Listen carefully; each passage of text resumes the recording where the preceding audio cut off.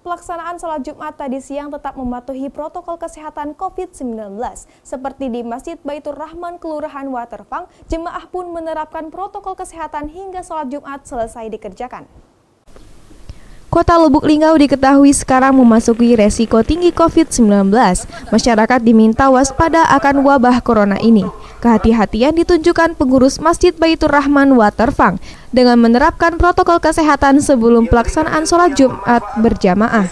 Pengurus Masjid Baitur Rahman Waterfang, Bambang Purwanto, mengatakan bahwa di dalam masjid pihaknya telah menerapkan protokol kesehatan COVID, seperti mengatur jarak saf jamaah dan di halaman luar masjid juga diletakkan hand sanitizer. Selain itu, Bambang Purwanto mengungkapkan jemaah selalu dihimbau agar tetap mematuhi protokol kesehatan COVID-19.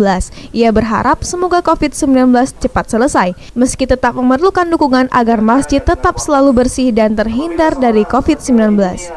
Alhamdulillah, semua persiapkan. Kan kita umumkan setiap ini kan dari awal kita sudah umumkan bahwa harus pakai secara sendiri, jaga jarak, ya, mengikuti protokol yang ada di masjid ini. Baitur Rahman ini.